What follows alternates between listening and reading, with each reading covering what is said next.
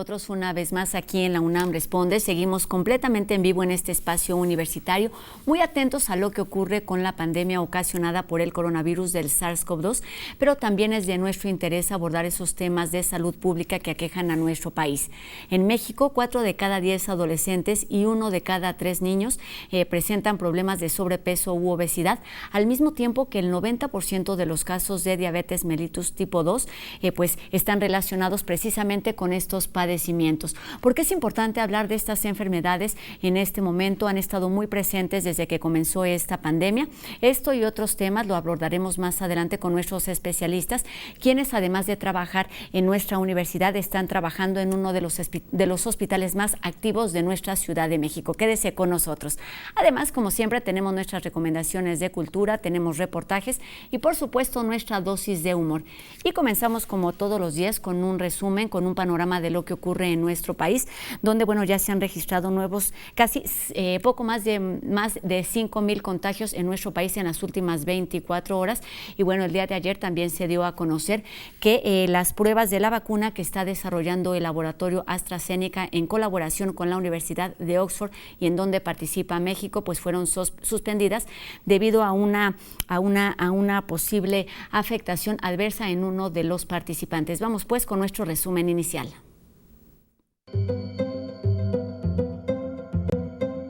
Esta crisis que vivimos, esta crisis de salud, esta crisis económica provocada por la pandemia, también son oportunidades. Y estas crisis tenemos que verlas también hacia el futuro, no quedarnos solamente en el momento, que es necesario y es indispensable, y ahí estamos y estaremos todos los días, pero también tenemos que pensar en el futuro de la ciudad. Hemos hablado de los grandes esfuerzos también en la bancarización de los beneficiarios para que la mayoría pueda ir contando ya con su tarjeta que permita asegurar estos recursos y que sean ellos, únicamente ellos, los que administren esos beneficios. La noticia fue que Astra, el laboratorio propietario de la patente o del producto en investigación, decidió suspender temporalmente el o los ensayos clínicos que están en curso en varios países en este momento. No está incluido México. México no realiza hasta el momento ninguna participación, no tiene participación en los ensayos clínicos de AstraZeneca. No tiene. ¿En qué se va a gastar el presupuesto del próximo año? Y queremos destacar una serie de rubros. Primero, aquellos sectores en donde se va a gastar más a pesar de tener finanzas estrechas.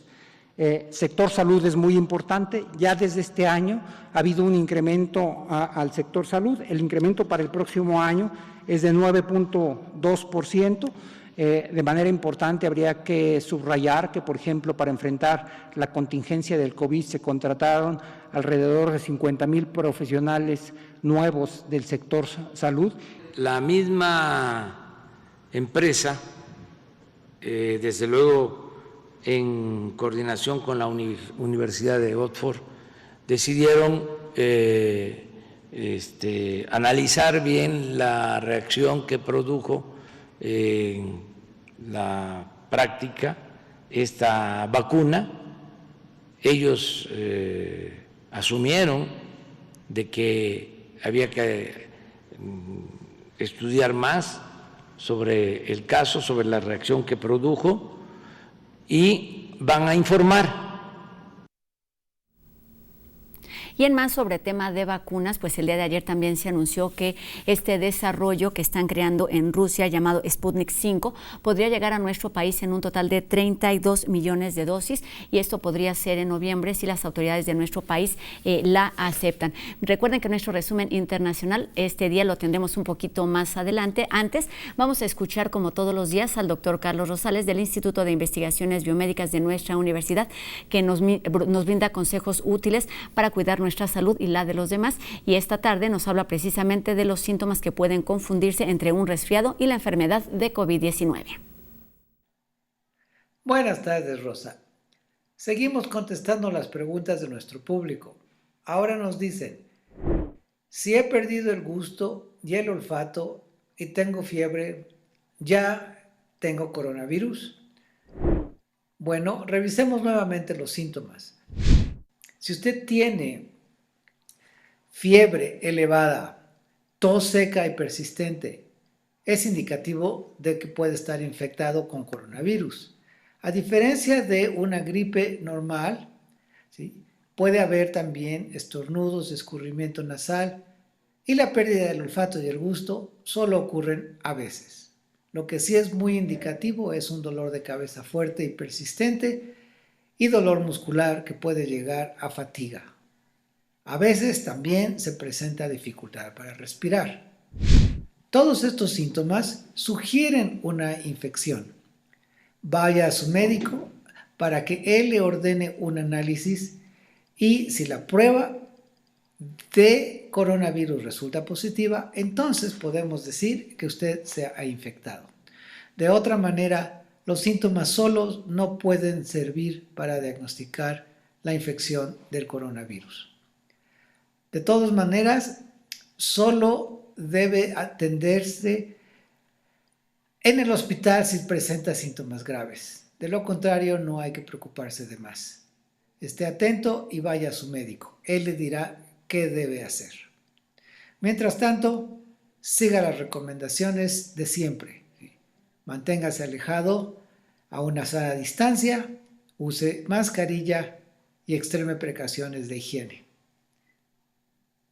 Muchas gracias. Regresamos con Rosa al estudio de TV UNAM. Gracias, doctor. Un saludo. Y bueno, durante los últimos años en nuestro país, las campañas de salud para combatir las enfermedades del sobrepeso, la obesidad y la diabetes se han intensificado precisamente porque un mayor número de personas la han estado padeciendo. ¿Qué ha sucedido? Porque estas enfermedades están directamente o, digamos, de alguna manera relacionadas con la enfermedad de COVID-19, porque afectan más a algunas personas que a otras. De esto estaremos platicando hoy, de los trabajos que se están realizando en nuestra universidad para atender estos temas y cómo se están aplicando, por lo menos en uno de los hospitales de la Ciudad de México. Platicaremos de todos estos temas con nuestros invitados de hoy. En primer término, saludo a la doctora María Teresa Tuciel Luna, quien es investigadora del Departamento de Medicina Genómica y Toxicología Ambiental del Instituto de Investigaciones Biomédicas de nuestra universidad. Muchas gracias, doctora, por estar aquí con nosotros. ¿Cómo está? Muy buenas tardes. Buenas tardes, Rosa. Un gusto saludarla. Estar con ustedes. Gracias. Y también me da gusto saludar al doctor Carlos Alberto Aguilar Salinas, quien es director de nutrición en el Instituto Nacional de Ciencias Médicas y Nutrición Salvador Subirán, y también es profesor de posgrado del Instituto Nacional de Investigaciones Biomédicas de nuestra universidad. Doctor, un gusto que esté aquí con nosotros. Buenas tardes.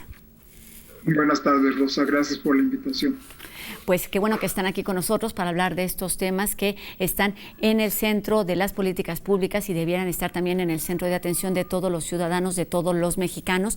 La obesidad y la diabetes son padecimientos que pues cada vez son más constantes y cada vez se hacen presentes en edades más jóvenes. Me gustaría que para comenzar nos ayudaran a hacer un tipo de mapa ubicando cómo estamos los más de 120 millones de mexicanos que habitamos en este territorio de acuerdo a estas enfermedades crónicas. Doctor, comenzamos con usted. Muchas gracias. La diabetes y las enfermedades crónicas son la primera causa de muerte en nuestro país. Cerca de 10 millones de personas viven con diabetes en México. Cerca del 75% de los adultos tienen un peso por arriba de lo saludable. Una cuarta parte de los adolescentes, una tercera parte de los niños. Estos problemas, sobre todo, reducen la calidad de vida, aumentan la discapacidad y la dependencia de terceros y terminan representando un reto enorme para la persona y sus familias. Y ahora, nuevamente, se aparece un nuevo reto, que es la interacción con una infección viral. Esto ya se había visto con la influenza y ha sido de manera mucho más clara en la infección por COVID. Por lo tanto, es urgente implementar acciones para contener el crecimiento de dichos padecimientos, cuyo centro está en las personas y su interacción con el ambiente. Es decir, lo nuevo es que hay que seguir poniendo muchísima atención en este tipo de padecimientos. Doctora, ¿considera usted que es un momento para poner más atención a estas enfermedades que, por ejemplo, a lo que sucede con la enfermedad viral de COVID-19? Bueno, quizá valga la pena hacer la precisión que la enfermedad viral de COVID-19 tiene mayor riesgo de transformarse en una enfermedad grave en aquellas personas que tienen comorbilidades, llámese obesidad, hipertensión, diabetes. Sin embargo, vale la pena hacer la distinción entre contagio y enfermedad. Hay muchas más personas contagiadas por el virus que no presentan sintomatología, pero son capaces de transmitir la enfermedad. Y una vez, y solo una proporción relativamente baja, calculada entre el 20 y el 30%, enfermarán, y una proporción todavía más baja de ese 30% presentará formas graves. Entonces, las comorbilidades tienen un impacto en la progresión a la severidad, no en la posibilidad o no de infectarse por el virus. En este sentido, la posibilidad de infectarse o no con el virus va a depender más de otro tipo de condiciones sociodemográficas, lugar de residencia, tipo de trabajo, exposición, horas de exposición en transporte público, en condiciones de cercanía con otras personas, falta de medidas de higiene, etcétera. Entonces vale la pena hacer esta precisión porque se ha comentado, y ciertamente es algo que nos interesa estudiar, que la población mexicana tendría un panorama mucho más adverso en estas condiciones de alta prevalencia de enfermedades crónicas degenerativas. Pero está en nuestras manos no llegar a infectarnos y por lo tanto a tener esta posibilidad de enfermar gravemente. Exactamente, esta relación entre COVID-19 y estos padecimientos, estas enfermedades crónicas, no tiene que ver con el contagio, sino con el impacto que puede llegar a tener en estos pacientes. Doctora, quizás sería un buen momento para hablar de las características, por ejemplo, de la diabetes en la que usted es especialista y cuáles son pues las principales repercusiones de esta enfermedad en el cuerpo humano. Bueno, la diabetes es una enfermedad crónica que afecta a distintos órganos y tejidos. El origen, de manera muy general, se relaciona a la dificultad o a la insuficiencia de producción de insulina por parte de la célula beta pancreática, pero también del mal funcionamiento de esta hormona en los distintos órganos y tejidos para incorporar la glucosa, que es la principal fuente de energía de todas las células. De esta manera, el deterioro es progresivo, los distintos órganos y tejidos sufren de esta falta de utilización de glucosa y cada órgano y tejido se afecta de manera diferencial de acuerdo a la función misma de los órganos, pero también de condiciones que se van agregando. Por ejemplo, no solo la diabetes se caracteriza por una elevada concentración de glucosa en sangre de manera crónica, sino que esto va deteriorando con el tiempo la función de órganos tan importantes como el riñón, el corazón, el sistema nervioso en general, periférico particularmente. Entonces, es lo que tiene el sustrato en el que ocurre la infección, por ejemplo, en COVID, relacionada a diabetes y obesidad, es un estado que llamamos proinflamatorio, en el que ya hay una afectación de base en ese funcionamiento de los distintos órganos y tejidos, y conforme el virus tiene cierta preferencia por invadir y internalizar las células de distintos órganos, se van presentando condiciones distintas. Esto sucede con respecto a la diabetes. ¿Qué sucede con respecto a la obesidad y al sobrepeso, doctor, en ese sentido de órganos afectados y el poco bienestar en la salud de los seres humanos? La obesidad favorece a una evolución más grave de la infección por COVID por varios mecanismos. Algunos de ellos se comparten con la diabetes. Las personas con obesidad tienen un estado inflamatorio crónico que el paciente no lo percibe, no causa síntomas, pero en las células existe un aumento de la expresión de algunas de las proteínas que utiliza el virus para ingresar a los pulmones y dañarlos. Una de las características peculiares a nuestra población es el hecho de que los adultos jóvenes particularmente tienen una prevalencia alta tanto de obesidad como de diabetes. En uno de los trabajos que ha sido realizado en el Instituto Nacional de Ciencias Médicas y Nutrición, se identificó que las personas entre 20 y 40 años que tienen diabetes y que tienen obesidad son los que tienen el mayor riesgo de tener letalidad y una forma grave de COVID. Por lo tanto, las personas que tienen diabetes y que son jóvenes tienen que tener un control adecuado de su enfermedad y acudir con sus médicos para que logren la pérdida de peso y mantengan un control a largo plazo de su glucosa, de su presión arterial, de sus niveles de colesterol, de triglicéridos, que por el confinamiento muchas personas han dejado de acudir a sus unidades médicas y en casos extremos han suspendido los medicamentos. Entonces, un mensaje muy importante para la población es que si es joven, si tiene enfermedades crónicas, debe de tener especial cuidado en estar en buen control y tratar de perder peso para que si se llega a contagiar no tenga una forma grave de la enfermedad. Doctor, estas enfermedades y estos padecimientos crónicos han ido aumentando, han sido registrándose en números mucho más amplios durante los últimos años, pero también sucede que se presentan a edades cada vez más jóvenes. ¿Qué sucede? ¿Qué se puede hacer? ¿O qué se está haciendo, digamos, incorrectamente para que esto suceda? La penetrancia, es decir, la posibilidad de que uno adquiera este padecimiento por tener factores genéticos que aumentan la susceptibilidad, se incrementa de generación en generación. Y particularmente esto sucede en la población mexicana. 20% de las personas con diabetes en México tienen menos de 40 años cuando inician la enfermedad. En estos casos, la evolución es más severa, tienen mayor probabilidad de tener complicaciones crónicas.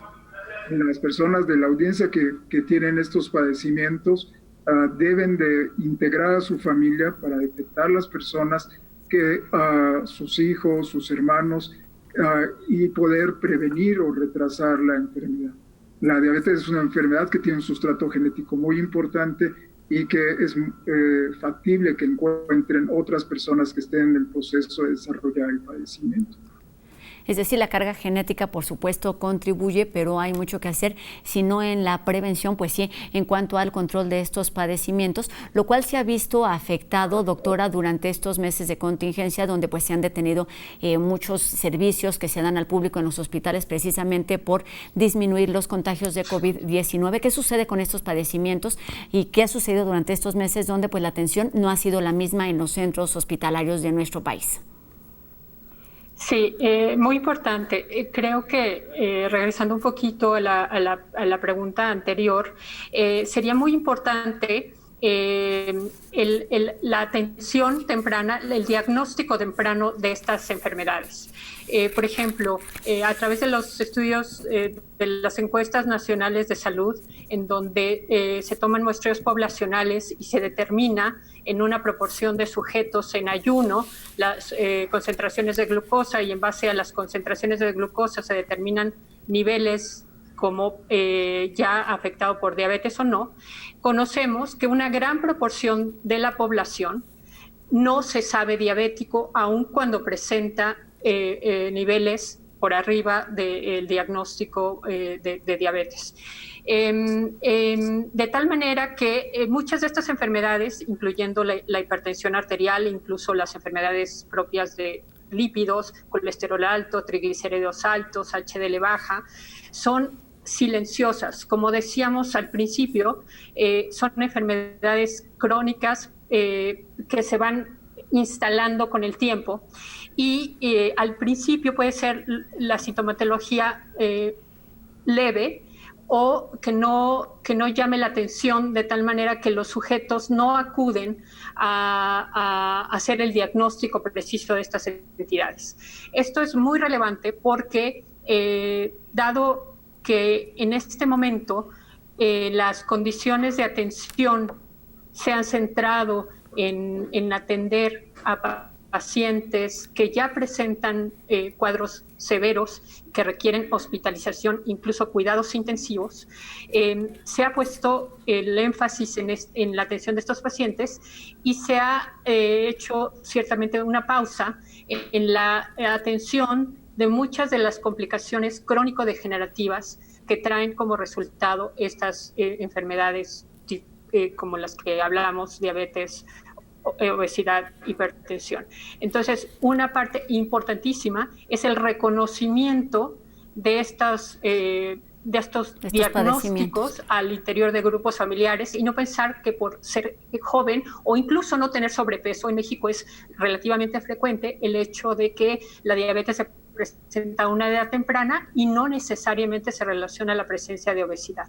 Exactamente, en México parece ser una constante la falta de prevención, de escuchar nuestro cuerpo, y resulta importantísimo no solamente por estos padecimientos que ya son una problemática, un problema de salud social, de salud médica en nuestro país, sino porque precisamente con una pandemia como la que estamos viviendo pues salen a relucir y para platicar de lo que se puede hacer, de cómo se están viviendo estas realidades no solo en los hospitales, sino lo que se está haciendo desde la ciencia y la investigación. Regresaremos más adelante para seguir platicando con ustedes. Les pido que nos permitan unos minutos. Es momento de hacer una pausa y regresaremos también con nuestras recomendaciones de... Antes de ir a una pausa, recuerden que les debíamos en este momento nuestro resumen internacional. Vamos con él. La compañía farmacéutica AstraZeneca detuvo los ensayos en etapa final de su posible vacuna contra la COVID-19 después de que un participante presentara una reacción adversa grave e inesperada, por lo que realizará una revisión de seguridad. La posible vacuna contra la COVID-19 desarrollada por Pfizer en BioNTech podría ser aprobada en octubre.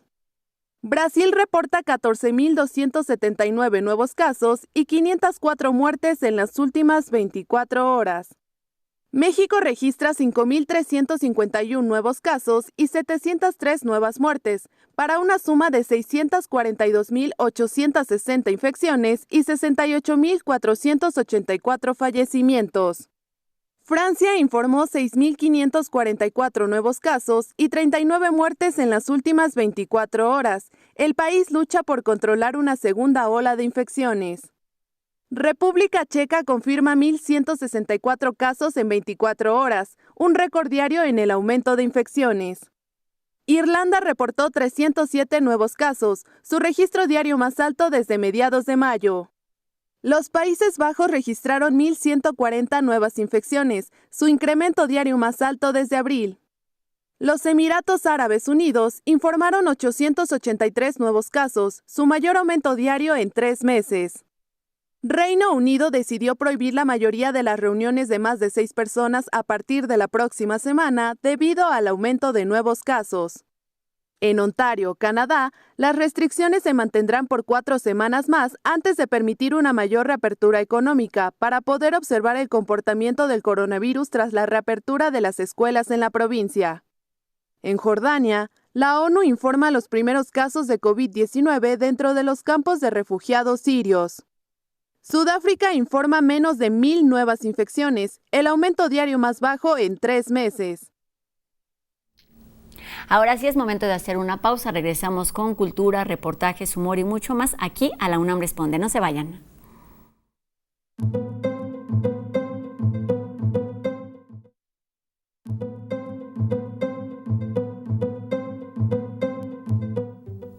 Qué gusto que continúen con nosotros aquí en La UNAM Responde. Enseguida hablaremos de astronomía, rock y teatro, nuestras recomendaciones para esta tarde.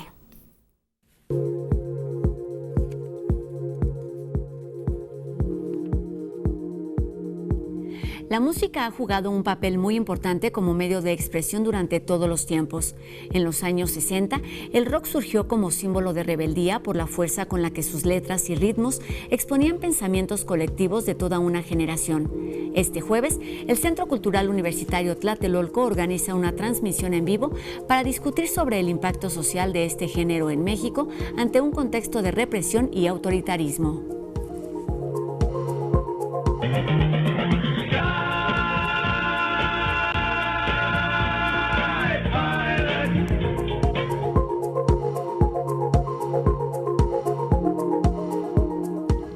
La nueva ciencia es una puesta en escena de Juan Manuel García Belmonte que expone cómo las tecnologías en tiempos de COVID-19 se han convertido en el medio predilecto de mantenernos a flote, desatando al mismo tiempo una serie de sucesos donde pareciera que la realidad ha superado a la ficción. Esta obra digital forma parte de la muestra Conexión Inestable, una alianza entre Teatro UNAM y la Universidad de Buenos Aires, Argentina, que presenta cada jueves diferentes dramaturgias digitales. ¿Qué piso? Ay, ma. Que no te oí, que a qué piso. Al 6. Válgame Dios.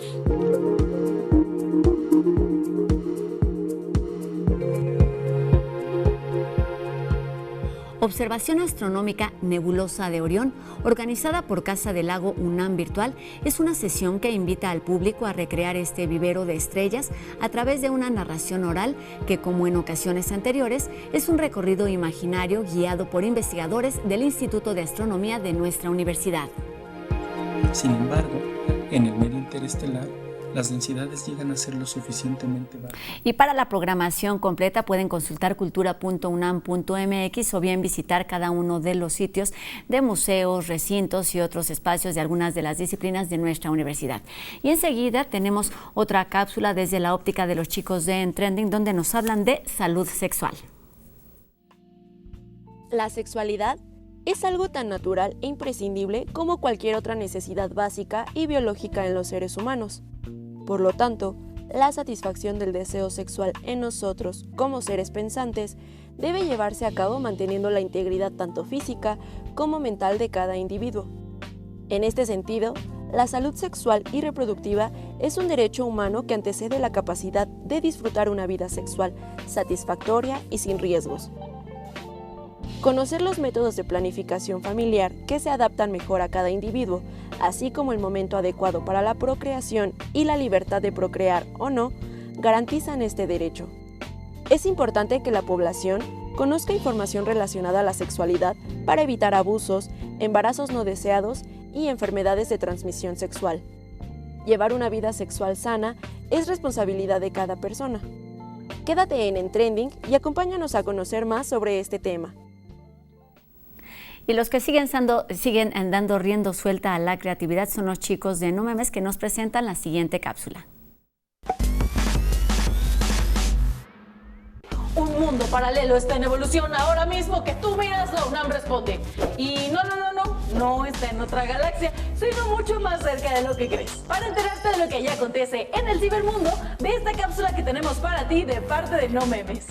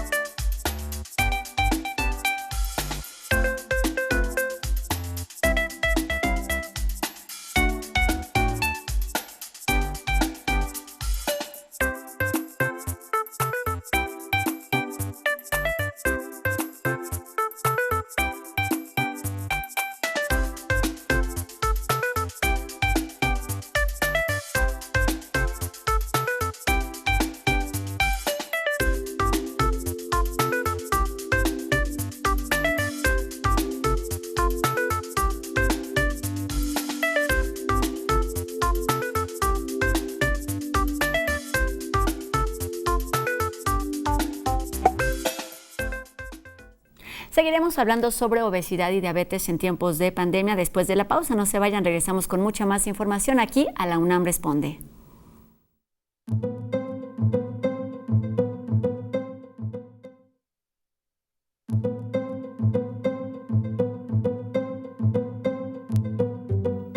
Qué gusto que continúe con nosotros en este programa de TV UNAM, La UNAM Responde, y vamos como todos los miércoles a escuchar a Sandra Lorenzano, quien nos habla de temas que están más que presentes en nuestra universidad, la equidad y la igualdad de género. Hola, ¿cómo están? Bienvenidas y bienvenidos a Ser Universitarias, un espacio que realizamos conjuntamente la Coordinación para la Igualdad de Género y TV UNAM. Yo soy Sandra Lorenzano y a nombre de nuestra coordinadora, la doctora Tamara Martínez Ruiz, les doy la bienvenida.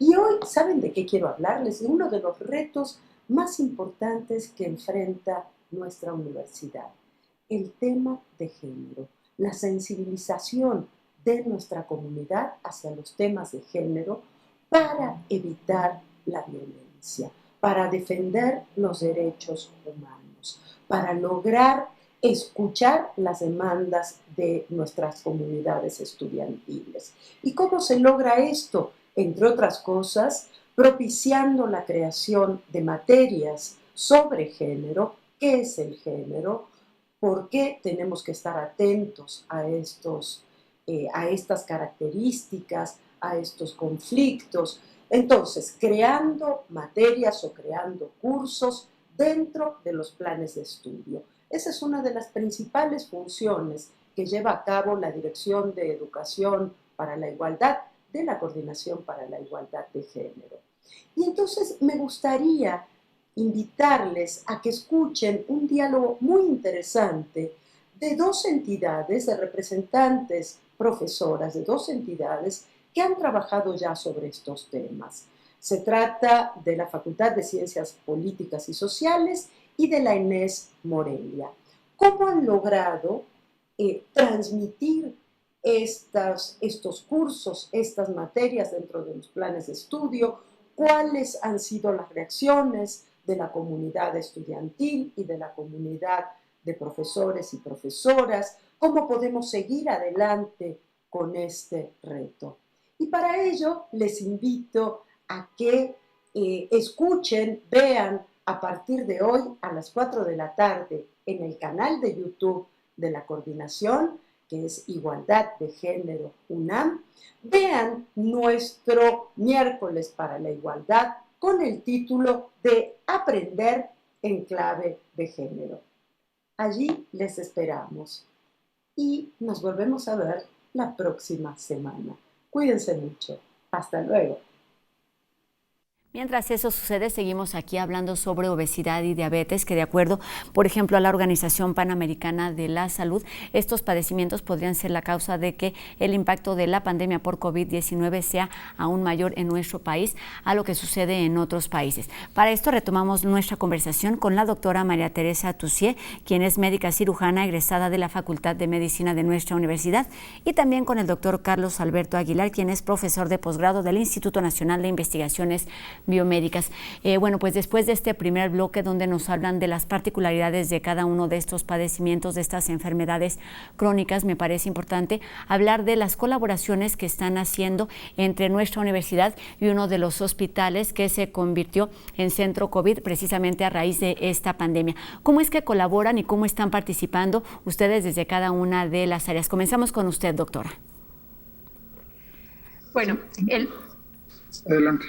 Sí, el Instituto, gracias, Carlos. El Instituto de Investigaciones Biomédicas es un instituto de la UNAM que tiene interacciones muy estrechas con el sector salud a través de la creación de unidades periféricas, esto es, laboratorios de investigación insertados dentro de los institutos nacionales de salud.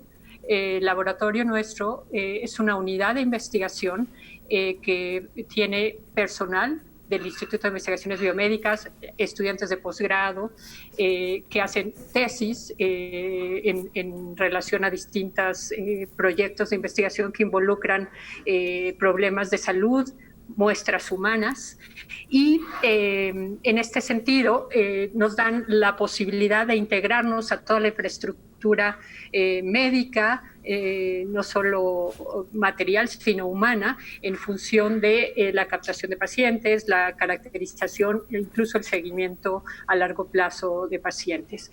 En los últimos 20 años he tenido el privilegio de interaccionar con el grupo del doctor Carlos Aguilar Salinas, un investigador clínico de primera línea, y hemos hecho un grupo multidisciplinario para poder entender el componente genético de enfermedades comunes como la diabetes, la obesidad y distintos desórdenes de lípidos.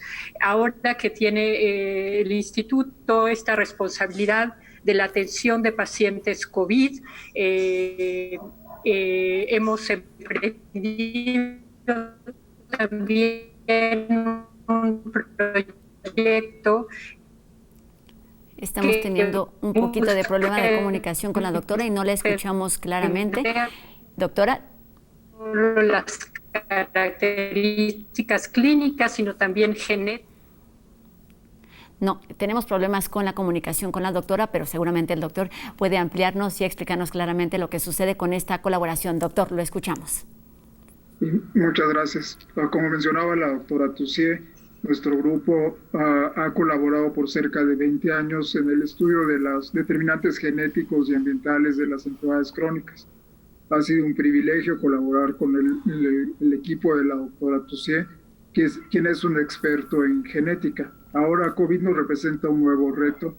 Gracias al apoyo de CONACYT se está analizando las variantes genéticas en una población que nosotros ya habíamos estudiado de tiempo atrás, en la cual conocemos detalles de su genoma que potencialmente pueden otorgar susceptibilidad para tener formas graves de COVID. Asimismo, en el instituto se están llevando a cabo cerca de 60 protocolos de investigación, algunos centrados en diabetes, en obesidad y en otras manifestaciones de COVID. A través de colaboraciones con diversos grupos del instituto se ha generado una serie de cohortes que van desde las personas que se han atendido en el instituto por formas graves de COVID, personas que tienen formas leves de la enfermedad, e incluso trabajadores de la salud que tienen un riesgo, una exposición profesional a esta infección. Y a través de todo este volumen de participantes se puede tener la masa crítica necesaria y la experiencia que tiene el grupo de la doctora Toussier para identificar cuáles son los factores genéticos que otorgan esta mayor susceptibilidad para el desarrollo de formas graves de COVID, o incluso a factores de protección para no tener la infección. Dígame. Y resistir a una forma grave. Sí, la escucho bien. Doctor, además de estas enfermedades como son la obesidad y la diabetes, ¿han contemplado también en estos grupos de investigación otras complicaciones como la hipertensión, enfermedades cardíacas y otras enfermedades crónicas? Claro, la información genética que se está colectando permite analizar una gama de padecimientos que pueden aparecer o cómo pueden interactuar con la infección por COVID. El esfuerzo que está realizando es enorme por parte tanto del instituto como de la universidad para integrar un volumen de muestras suficiente para llegar a conclusiones y también un trabajo de laboratorio de alta calidad que nos permita brindar información que sea específica para la población mexicana. En particular, la población mexicana tiene algunos alelos de susceptibilidad, es decir, variantes genéticas que no tienen otras poblaciones, por lo que es indispensable que nosotros mismos hagamos la investigación que no difícilmente va a poder ser realizado en otros países. Doctor, considerando lo que nos mencionaba la doctora hace unos minutos cuando empezó la entrevista acerca de, bueno, hay estos pacientes que tienen complicaciones no para el contagio, sino en el sentido del impacto que puede tener la enfermedad de COVID-19. ¿Existe pacientes que tengan estas complicaciones, estas comorbilidades y que no resulten fuertemente afectados con la enfermedad de COVID-19? Amplia gama de respuestas a la infección. mientras que algunos trabajadores de la salud se han expuesto repetidamente a la infección y no se han contagiado. Existe el extremo opuesto, personas jóvenes o incluso niños que sin factores de riesgo desarrollan una forma grave de COVID. Esto seguramente está determinado por factores genéticos y de ahí la importancia del estudio que describía, dado que nos permitirá identificar a mediano plazo qué características de los individuos y potencialmente después en sus familias los predisponen para tener una forma grave de COVID. Ya tenemos a la doctora de regreso. Doctora, considerando pues todos estos estudios, estas realidades, esta información genética con la que ustedes ya cuentan, ¿cuáles son los avances de la investigación en la que están trabajando, pensando en la aplicación de todos estos conocimientos en beneficio de los pacientes? Bueno, como comentaba el doctor Aguilar, el grupo de pacientes que estamos estudiando incluye no solo los pacientes hospitalizados y aquellos que progresan a formas graves. Por supuesto, nos interesa identificar cuáles son los factores clínicos, los factores bioquímicos que podemos observar en sangre, pero también los factores genéticos que determinan esta evolución de aquellos pacientes que enferman y presentan formas graves, quiénes fallecen y bajo qué condiciones fallecen. Sin embargo, también es ciertamente muy interesante y de aplicación mucho más general el entender de qué depende que un individuo adquiera la infección, pero no progrese la enfermedad. A eso lo llamamos individuos asintomáticos, aquellos que cuando se muestrean en un estudio de población abierta, por hisopado, en la prueba que se hace normalmente en los pacientes a través de introducir el hisopo a la cavidad nasal y detectar la presencia del virus, podemos identificar individuos que portan el virus, pero no desarrollan o no progresa la enfermedad en ellos. Entonces, entender cuál es el componente no solo medioambiental, de comorbilidades, sino también genético, que hace a estos individuos, digamos, resistentes a la enfermedad, será una información muy útil en el sentido de priorizar, por ejemplo, estrategias para vacunación. Exactamente, pensando en esto que nos está mencionando, me parece muy importante resaltar la importancia que tiene que estén colaborando investigadores universitarios, en este caso de nuestra universidad, en hospitales donde se está brindando y atendiendo a este tipo de pacientes. ¿Cuál es el siguiente paso, doctor, pensando en estas realidades y en este conocimiento que se va adquiriendo y que va ampliándose día con día con el estudio de pacientes, ya sea que han presentado casos severos o que incluso son asintomáticos? La epidemia de COVID nos da múltiples lecciones. En cuanto a los resultados de investigación, nos da la oportunidad de colaborar con instituciones de primera línea para integrar la información mexicana en consorcios internacionales y contribuir al conocimiento general. Esto a mediano plazo podría identificar personas con una susceptibilidad especial para el desarrollo del padecimiento. Pero creo que aún más importantes son las lecciones que tenemos que aprender para evitar que una nueva epidemia afecte a la salud de nuestro país. Creo que atender de manera estructurada la obesidad y la diabetes es una labor que no podemos retrasar más. Algunas de las acciones gubernamentales se han centrado en los sistemas en lugar de centrarse en el individuo. A final de cuentas, quien toma la decisión de cómo se alimenta, cómo se ejercita, las decisiones cotidianas es el individuo. Por lo tanto, es indispensable que cada persona asuma la responsabilidad de su salud, adquiera la información que requiere para tomar decisiones inteligentes y prevenga o contenga de manera oportuna de tener graves consecuencias para él y para sus familias. Exacto, y por estas razones pues se vuelven precisamente un problema de salud. Doctora, con estos estudios que han realizado, ¿han identificado ya algunas secuelas en estos pacientes que además de padecer obesidad o diabetes han contraído la enfermedad de COVID-19 y que tengan algún tipo de reacción o estas secuelas de las que se hablan en otros pacientes generales? Es muy importante lo que menciona Rosa. Una de las ventajas de estar insertados como laboratorio de investigación universitario al interior del Instituto de Ciencias Médicas y Nutrición Salvador Subirán es la posibilidad de poder seguir la evolución de estos pacientes después del egreso. En el caso de los pacientes que no fueron internados, pero que se manejaron de manera ambulatoria, cómo es su evolución. Y resulta que estamos aprendiendo, todo el mundo está aprendiendo sobre las secuelas potenciales de esta enfermedad a largo plazo. Llama la atención, por ejemplo, secuelas neuropsiquiátricas o de deterioro cognitivo que presentan pacientes ya recuperados, pero que no sabemos si estas van a ser persistentes y cómo tratarlas. Entonces, siendo este tipo de enfermedades de alto impacto social y con grandes repercusiones económicas, laborales, en fin, tendríamos que generar mecanismos para atender estas secuelas potenciales, incluso más allá del cuadro mismo de tratamiento de infección pulmonar o cerebrovascular, por ejemplo.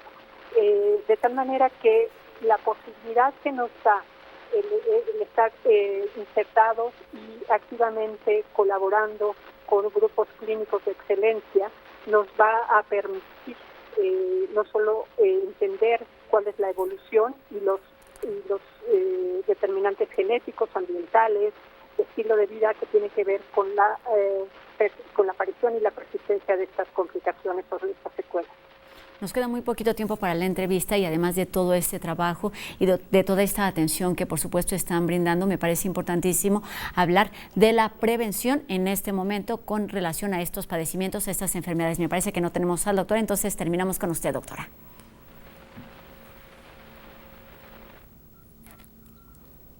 La prevención de las enfermedades crónicas es un proceso que parte desde primero estar consciente del riesgo de sufrir estos padecimientos, y es fácil de identificarlo analizando la historia de la familia, del peso y los síntomas actuales. Todas las personas que tengan familiares con diabetes, entre sus padres, sus hermanos, deben de conocer su nivel de glucosa por lo menos una vez al año. Además, se debe mantener un peso saludable, mantener un índice de masa corporal abajo de 25 y acudir al médico por lo menos una vez al año. La alimentación juega un papel fundamental. Se debe de incrementar el consumo de verduras, limitar el consumo de frutas a 2 piezas por día, limitar el consumo de tortillas a 2 piezas por día, aumentar el consumo de semillas, de granos enteros, y aumentar la práctica del ejercicio, por lo menos 30 minutos todos los días de una caminata a paso rápido. Si ya se tiene el padecimiento, se debe de crear una alianza con el médico. El paciente debe ser el primer motor para mantener una calidad de atención adecuada. El paciente tiene que informarse sobre su enfermedad, cuáles son los parámetros que deben ser medidos en cada consulta y la frecuencia con que debe de acudir a su médico, identificar los medicamentos que debe tomar y ser regular en tomarlos cada día. Pues podríamos hablar otra media hora precisamente de todos estos consejos de cómo aplicarlos, pero pues se nos ha terminado el tiempo. Quedémonos con esto. Son muchos los retos desde la ciencia, desde la investigación. En pandemias como estas también resultan ser una oportunidad, pero lo que debemos hacer todos y cada uno de nosotros es ser responsables con el cuidado de nuestra salud y al mismo tiempo cuidar a los demás. Agradezco muchísimo estos minutos y esta información a nuestros invitados de hoy, la doctora María Teresa Tucié, investigadora del Departamento de Medicina Genómica y Toxicología Ambiental del Instituto de Investigaciones Biomédicas de nuestra universidad. Doctora, muchas gracias y buenas tardes. Qué bueno que estuvo aquí con nosotros para brindarnos esta información. Muchas gracias a ustedes, un placer.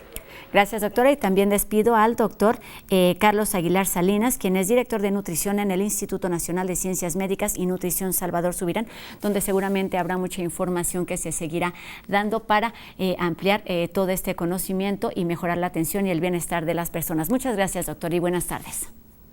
Muchas gracias, Rosa. Gracias por la invitación. Pues ahí están algunos consejos que los vimos de forma muy rápida, pero son importantes. Es nuestra responsabilidad cuidarnos a nosotros mismos y ser responsables con la atención que le damos a nuestro cuerpo. Y ahora nos vamos hasta Los Ángeles, California, donde se encuentra Flavio Florencio para acercarnos a algunas de esas historias de los connacionales que están viviendo del otro lado de la frontera en tiempos de pandemia, y nos presenta la segunda parte de la entrevista con la cónsul, la licenciada Marcela Celorio.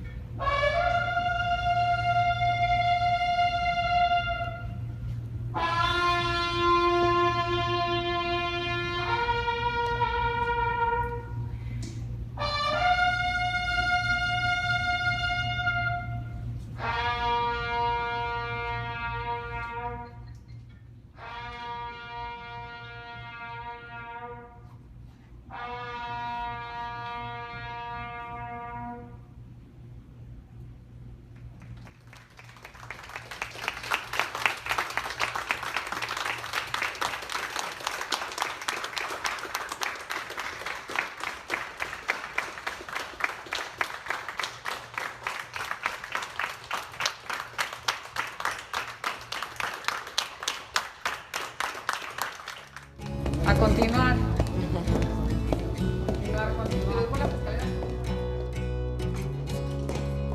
¿Nos vamos a ir a mi oficina? Sí.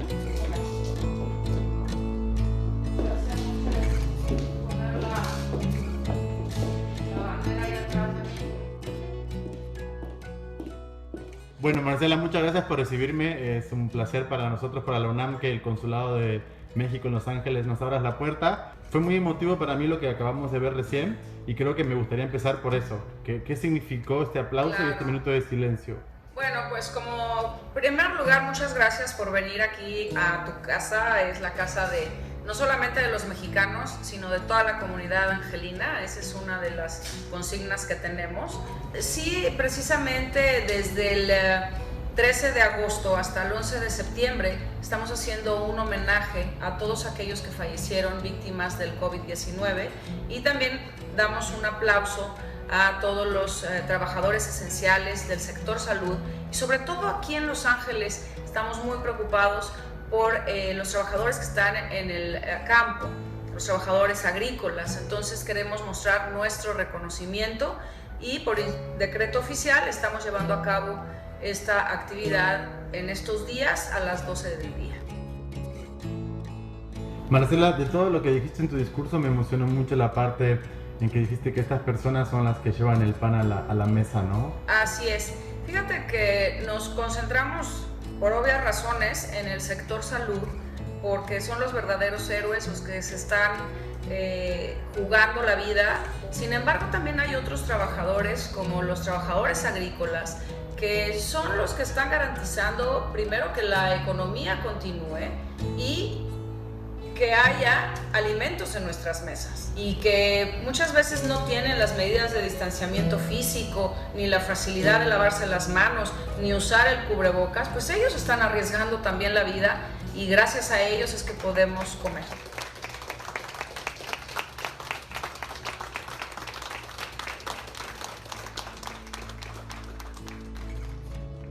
Marcela, durante toda la pandemia, desde el mes de marzo que estoy colaborando con la UNAM Responde, he tocado temas vulnerables de diferentes comunidades.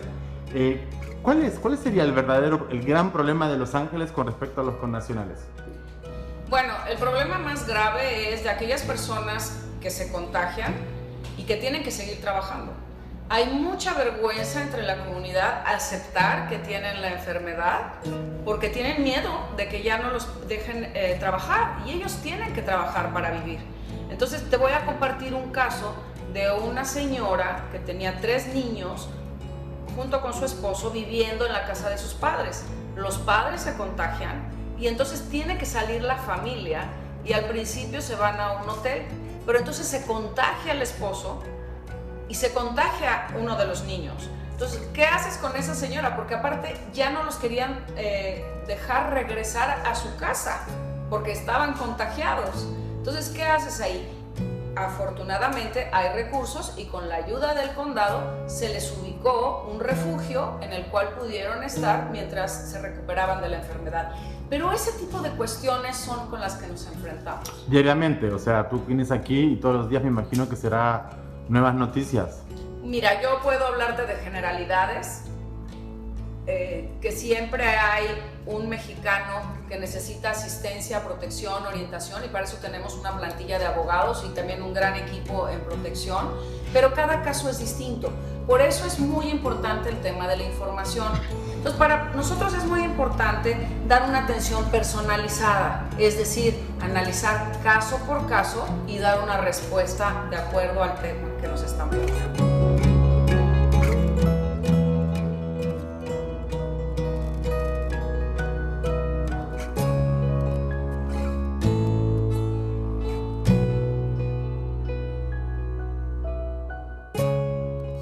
Por supuesto, la atención es importantísima en estos grupos vulnerables. Les menciono solamente un dato: en los campos agrícolas estadounidenses se registra casi 1 millón de indocumentados de origen latino, lo cual significa un verdadero problema en el término laboral, económico y, por supuesto, de salud. Y con esta información terminamos un programa más de la UNAM Responde. Recuerden que tenemos una cita mañana completamente en vivo a las 2:30 de la tarde por TV UNAM. Adiós.